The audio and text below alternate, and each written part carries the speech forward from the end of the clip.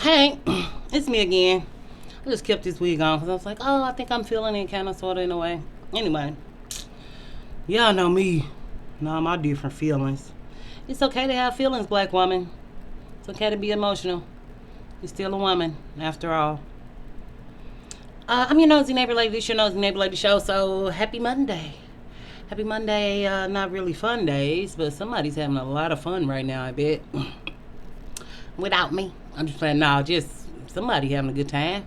Somebody don't got to be at work. Somebody ain't got nothing to do today. But I had to see you, and I like the way you do the things you do, like always.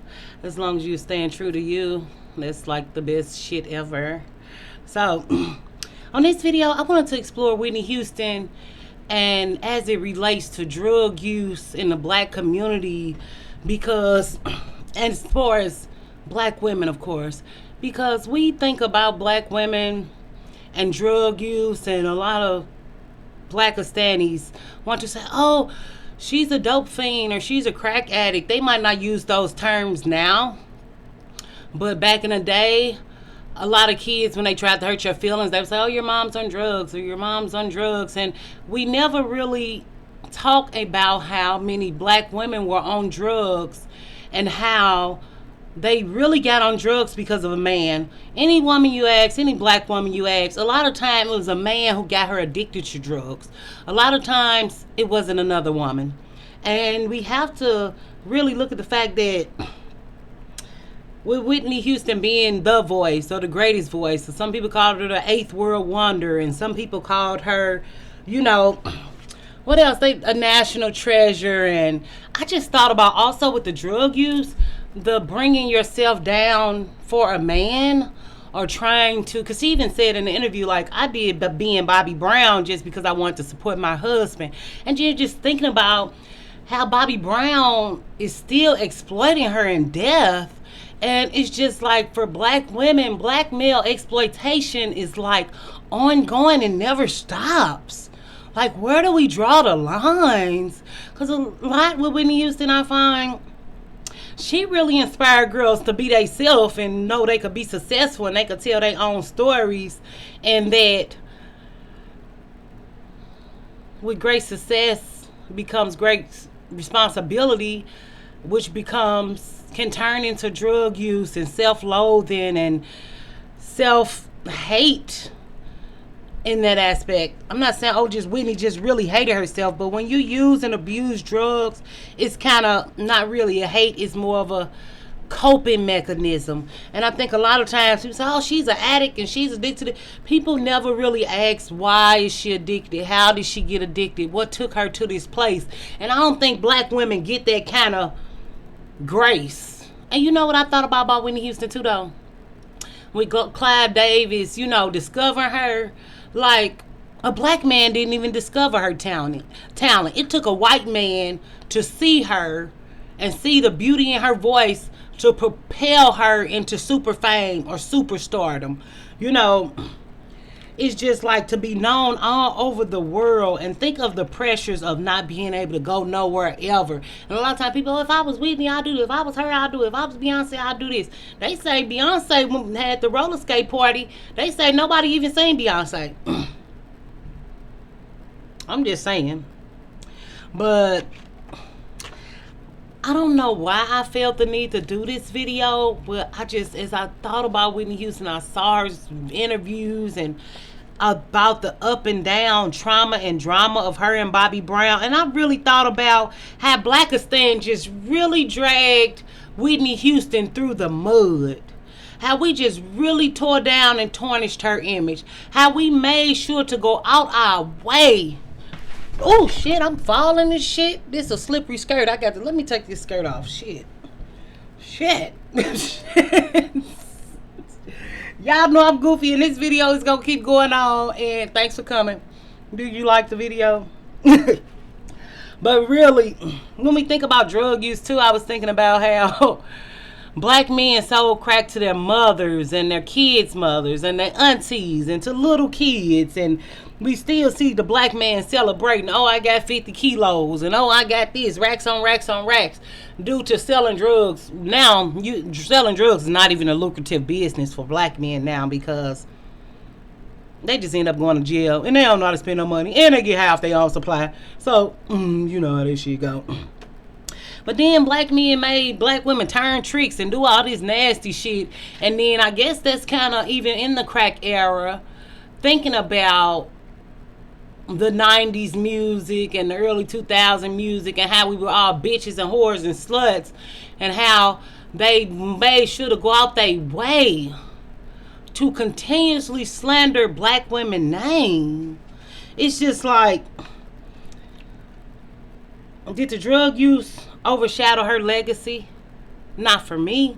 Not for me. But the love of a black man shattered her legacy. It was even people like, oh my God, if Whitney had not married him, we wonder if she'll still be alive.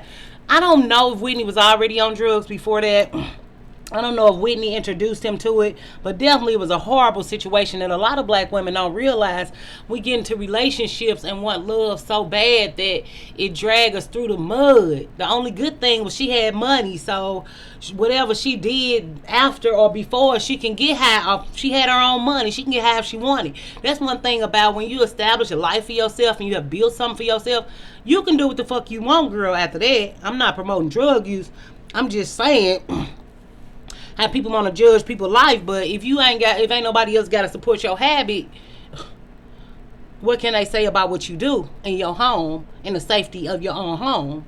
Because if people want to act like people don't cope with food, and people don't cope with alcohol, and people don't cope with sex, and people don't cope with shopping, all these things are self-destructive, and we all have self-destructive ways. But I think as it concerns to a black woman, like, they just don't give us the room and the grace to, maybe we're using drugs because of this. Maybe we're using drugs because of rape, molestation. Maybe being overlooked, not feeling good enough. Even all the violence that we endure, getting robbed, getting beat over the head, all the shit we done seen in Blackistan. It's a miracle that a lot of black women still here, including me. But then even thinking about Whitney Houston and the bisexuality part and how she had to hide her bisexuality and how it would have never been accepted. And I think even now, even with Carisha Please saying, oh, would you do it to me, Megan, and all this stuff, it's like, oh, it's such a shocker, but we live in a society where it's a high sex culture.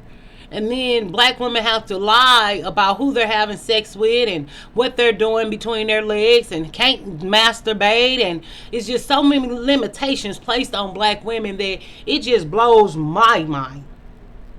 But she definitely married down. You know what I wonder? I wonder, was her mama jealous of her? Because I don't know if her and her mama had the best relationships. You know what I'm saying? I just don't know. But I just think even with the bisexuality, it's like a kind of like black women can be bisexual, but black men can't. And then also it's like black women really can only be bisexual as it pertains to a man and his fantasy and cravings, not as or gay or lesbian or bisexual as far as what the woman likes. I feel like there's a stigma attached there still. You know, black community is the most homophobic, upside down, inside out. But it's like black women are really afraid to come out with their real sexual preferences. And that's just another way that black women can't do what the fuck other people do. But this is a real diva. She real tell it like it is, you know. It's like black people and other races of people, like black women die, all we remember is the fucked up shit about them. All we do is talk about the fucked up shit about them. We don't remember the good times and the great stuff. And it's like she just studied being exploited and people just want to just tarnish her character. And I'm so glad that movie is coming out that's more on a happy note and all the great things she accomplished. Because, girl, anytime black people get a chance, they gonna tarnish your image. Even me, making videos. Out of all the good videos I make, people love to obsess about the things that I've said that they don't agree with. But it's like, you know that's not my personality, but you don't care because you want to push an image on me as a black woman, your man, because black women not supposed to do XYZ, and that's black women and black women. But it was just really sad. I think that Ray J exploited her too. Like, he want to cry now that Kim exploiting him. He wanted to sling dick on the camera with that white girl. So why cry now? Because she made more money out of it. Like, shut the fuck up, Ray J. Who the fuck cares? You slanging dick? Keep slanging dick. Because how you going to fuck a girl that's stealing from your mom and your sister? But that's black men. So what the fuck ever. Who the fuck is surprised?